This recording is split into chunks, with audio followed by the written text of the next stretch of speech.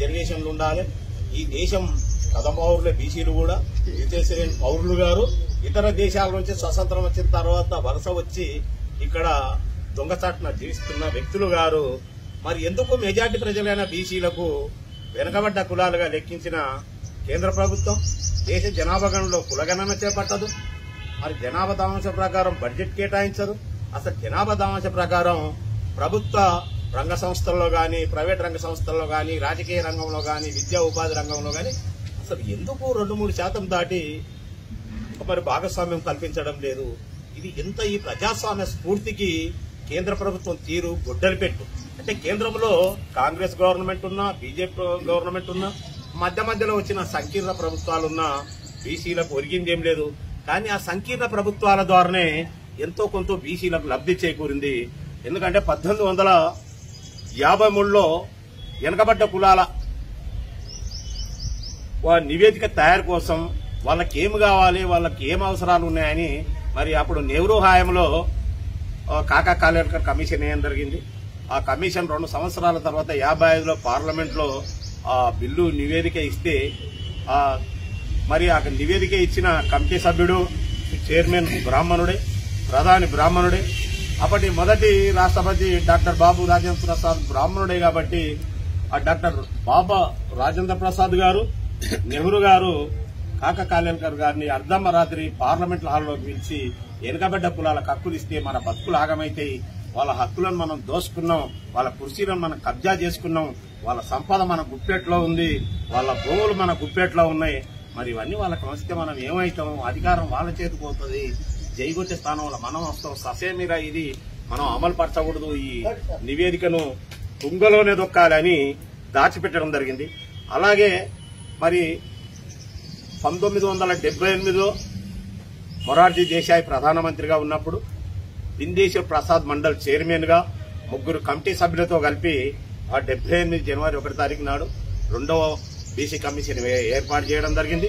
పాత BC commission నివేదికను అధ్యయనం చేస్తూనే ఈ దేశవ్యాప్తంగా 2 సంవత్సరాలు భిందేశ్వర్ మండల్ ప్రసాద్ కూడా భారతదేశ వ్యాప్తంగా తిరిగి 42 సిఫారసులు అమలు చేసి అది నివేదిక తయారు చేసి అప్పటి రాష్ట్రపతి జ్ఞాని దేవి సింగ్ గారికి ఇవ్వడం జరిగింది. మరి 82 నాటికి 80లో నివేదిక ఇవ్వడం జరిగింది. ఆ 82లో ఇందిరా గాంధీ ప్రభుత్వం వచ్చిన తర్వాత కేంద్రంలో అది ఇనపెట్టెలో ఆ నివేదికను దాచిపెట్టడం జరిగింది. మరి 1990లో తొలి బ్రాహ్మణేతర భారత ప్రధాని విశ్వనాథ్ ప్రతాప్ సింగ్ 1990 ఆగస్టు 7 తారీఖు నాడు బీసీలకు విద్యా ఉద్యోగాల్లో కేంద్ర ప్రభుత్వ విద్యా ఉద్యోగాల్లో వాళ్లకు 27% రిజర్వేషన్ కల్పిస్తూ బిల్లు పెట్టడం. ఆ బిల్లు పెట్టిన తర్వాత మండలి నివేదికకు వ్యతిరేకంగా కమాండల్ నివేదిక రావడం, అది 3 సంవత్సరాలు కోర్టుకెక్కి శాస్త్రం జరిగిన తర్వాత 1993 నుంచి బీసీలకు కేంద్ర ప్రభుత్వ ఉద్యోగాల్లో 27% రిజర్వేషన్ అమలు అవుతున్నా నేటికి 10% కూడా అమలు కాలేదు. ఇక కేంద్రంలో మరి బీసీ కమిషన్ కు జాతీయ హోదా కూడా లేదు. 1994లోనే సుప్రీంకోర్టు తీర్పు ఇచ్చింది కాంగ్రెస్ గవర్నమెంట్ కు, అది బీసీ కమిషన్ కు చట్టబద్దత కల్పించాలని. అది మరి 2018లో మోదీ గారి హయాంలో చట్టబద్దత కల్పించడం జరిగింది. అలాగే ఈ భారతదేశంలో క్రీడలకు, మహిళలకు, ఇతర సామాజిక వర్గాలందరికీ కేంద్రంలో మంత్రిత్వ శాఖ ఉంది, బీసీ సామాజిక వర్గానికి మంత్రిత్వ శాఖ లేదు. బీసీల గురించి పార్లమెంట్ లో మాట్లాడడానికి ఒక శాఖ లేకపోవడం ఈ ప్రజాస్వామ్య దేశంలో దౌర్బల్యం.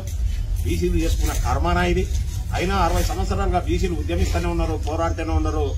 చట్టసభల్లో బిల్లు పెట్టాల్సిందే. జనాభా దామాంశ ప్రకారం స్థానిక సంస్థల ఎన్నికలతో పాటు పార్లమెంట్ ఎన్నికల వరకు కూడా రిజర్వేషన్ కల్పించాలి, మేమెంతో మాకంత వాటా దక్కాలని బీసీలు ఓ పక్క నినదిస్తున్నా కేంద్రంలో ఏ ప్రభుత్వం అధికారంలో ఉన్నా పట్టించుకోవడం లేదు.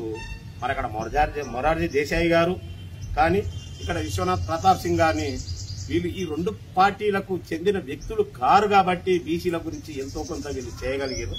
అలాగే ఈ డీలిమిటేషన్ ఇప్పుడు ప్రస్తుతం 543 స్థానాలను ప్రత్యక్షంగా ప్రజలు ఎన్నుకుంటున్నారు. ఇక్కడ 100 స్థానాలు దాటి ఎక్కడ కూడా బీసీలు అధికారంలో పార్లమెంట్ స్థానాలు 100 స్థానాలు దాటి లేరు.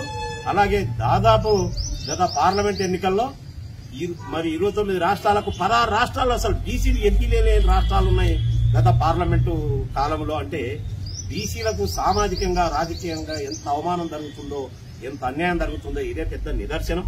మరి 2026లో ఈ జనాభా లెక్కలు చేసిన తర్వాతనే 26లో పార్లమెంట్ స్థానాలు అలాగే అసెంబ్లీ స్థానాలకు ఏదైతే డీలిమిటేషన్ చేయడానికి కేంద్ర ప్రభుత్వం నిర్ణయం తీసుకున్నదో దానికి ముందే మరి బీసీ జనాభా లెక్కలను కూడా చేపట్టి పార్లమెంట్ లో బీసీ రిజర్వేషన్ బిల్లు పెట్టి బీసీలకు జనాభా దామాష ప్రకారం చట్టసభల్లో రిజర్వేషన్లతో పాటు స్థానిక సంస్థల ఎన్నికలు కూడా రిజర్వేషన్ కల్పించి విద్య, ఉద్యోగ, ఆర్థిక, పారిశ్రామిక, సాంస్కృతిక, ప్రైవేటు రంగాలలో అన్ని ప్రభుత్వ రంగ సంస్థలలో జనాభా దామాష ప్రకారం రిజర్వేషన్లు కల్పించినాకనే ఈ డీలిమిటేషన్ పై నిర్ణయం తీసుకోవాలి.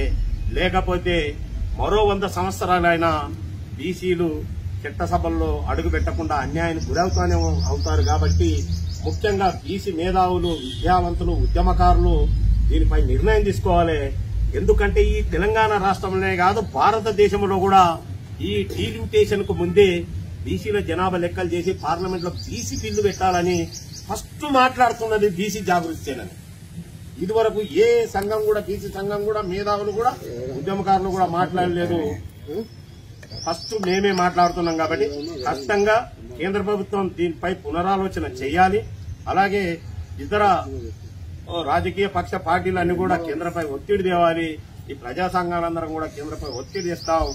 డీలిమిటేషన్ కు ముందే చట్టసభల్లో బీసీ బిల్లు పెట్టి రిజర్వేషన్ కల్పించిన తర్వాతనే పార్లమెంటు, అసెంబ్లీ స్థానాలు పెంచాలని మేము కేంద్ర ప్రభుత్వాన్ని కోరుతా ఉన్నాం.